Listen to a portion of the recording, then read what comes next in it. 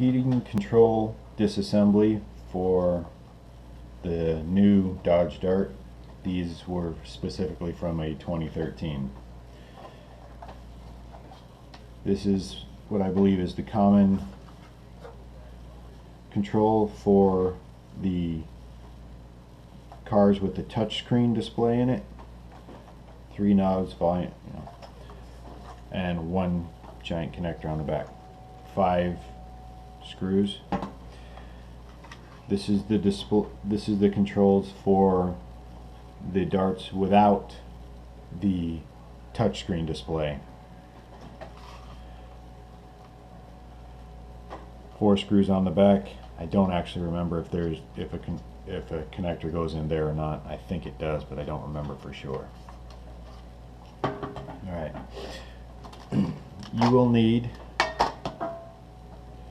a T10 Torx driver and some small flat bladed screwdrivers or a plastic trim removal, because what you're going to want to do, get this out of the car. You can either pry against here when it's in the car and it should pop out because it's just held in by these 4 clips, or what I did was on the left side of the center console, I pulled the little cubby out, and then with that out I could reach in and actually press this with my fingers just right on the back and pop this out. Get it out, disconnect your wiring connector, and take it away.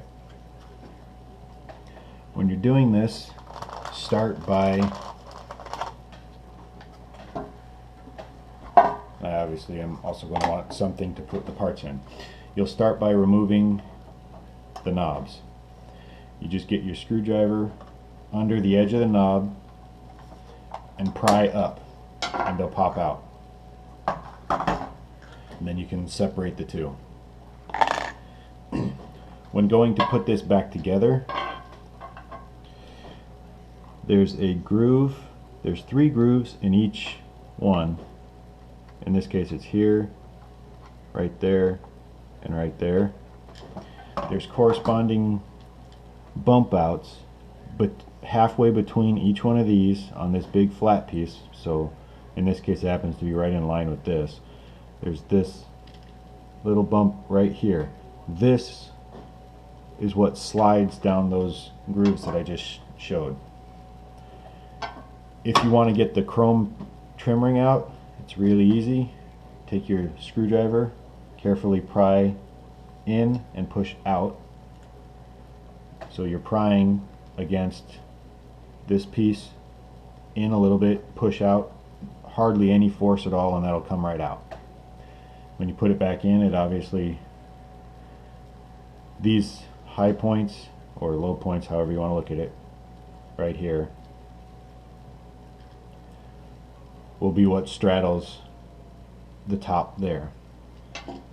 So when you put it back in after you've done whatever modifying you want to do, they go back in and just snap in.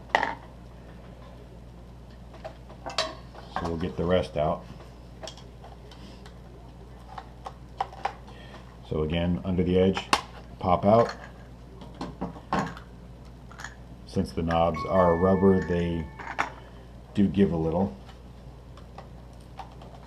They are a little forgiving. And pop out. Okay. Once those are out, you can then take your 5 screws out, or in the case of the old one, the knobs come out the same on this that they did on the one that we're working with. So once you've got those knobs out, you'll take the screws out of the back, either the 4 or 5 depending on which one you're dealing with. And I am mentioning this because I have seen, I think there's one guy on one of the forums that actually has customized this one. So I'm not sure why, because all of this lights up, but he did, and that's his choice.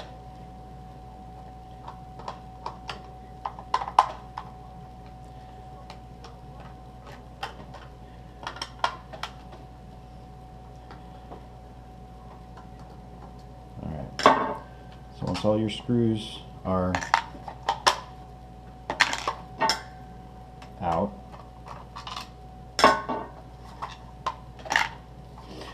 your faceplate will now be able to come off from the body. Right here on both sides is a little clip. You pry against that to let it come out, and then the back you might have to do both sides. Sometimes it'll pop off, and having one side off will allow you to get both sides off, but this one didn't. Be careful of the circuit board. You want to make sure that none of these pins get bent. If they get bent, it can cause all kinds of problems. So keep that in. Put that out of the way for right now. On these, those two clips that I had just pried against are actually right here on both sides. So they're not quite the same looking, but it's the same thing. This one actually came off real easy.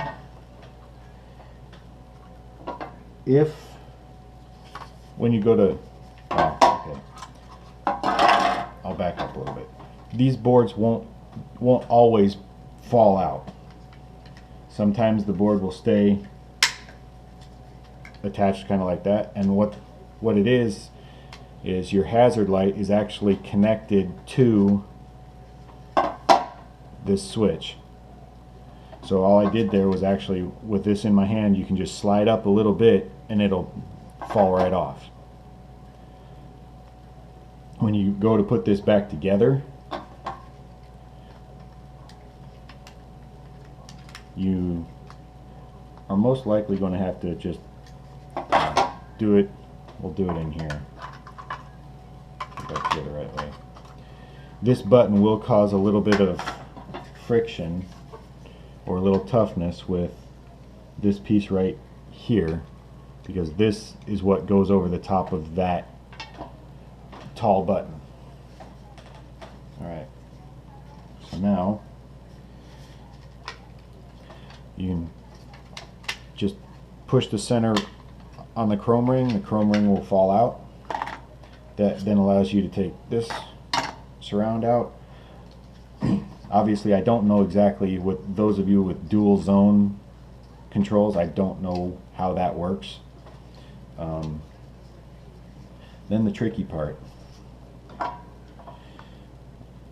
For the switch, or the switches, you have to pry for the, what is this? This is the hazard. So it's prying against here and here to allow the switch to fall out. For the traction control, here, no, sorry, here and here. For the cooling, here, heatings is this one and this one. For the rear defrost, here and here. Front defrost, here and here. Recycle is this slot and this slot, and the AC is this slot and this slot.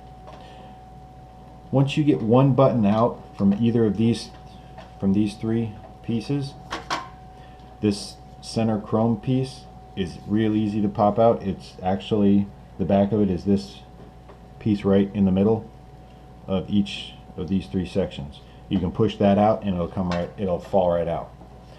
So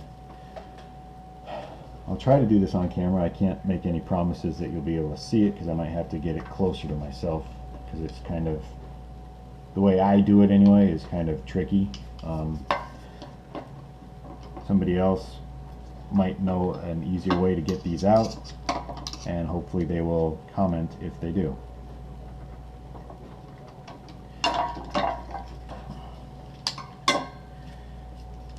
Yeah, I'm going to have to do this off camera so I can kind of pry against my chest a little bit.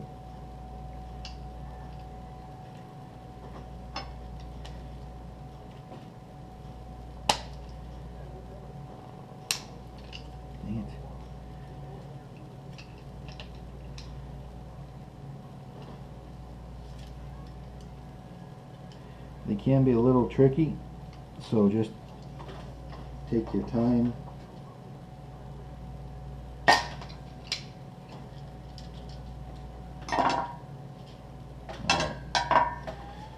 so I just got it to actually move down a little bit. I know it's out, so, and it falls out because it's in this way. So what you're actually prying against is this little piece and this little piece,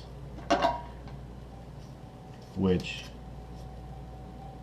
can't really see it, but in there's a little tab in both of those sections, so you got to try and get those bent in past the tab to allow that to fall out.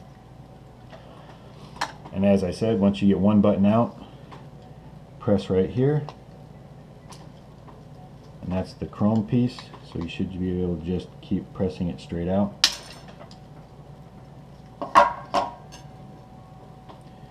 And that'll pop right out.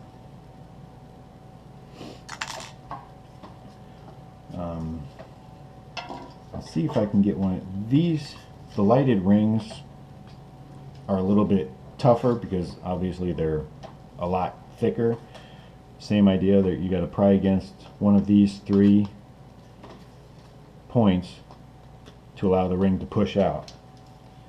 So sorry for doing it off camera again. It's the same deal as before. I got to try and use my body to do this. Alright. Okay, so once you get it past one, it just pops right out and you can set that aside. See if I can get this one to work on, kind of on camera. You just kind of, nope.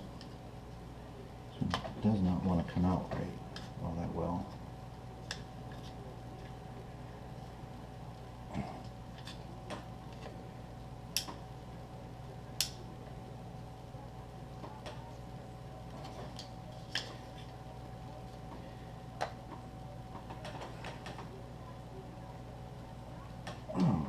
So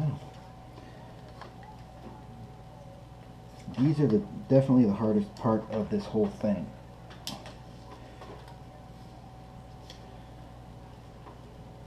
You might want to try and get a pair of pliers maybe, and you can go from here to here and pull this way a little lightly so you don't break the piece, and then get it to fall out.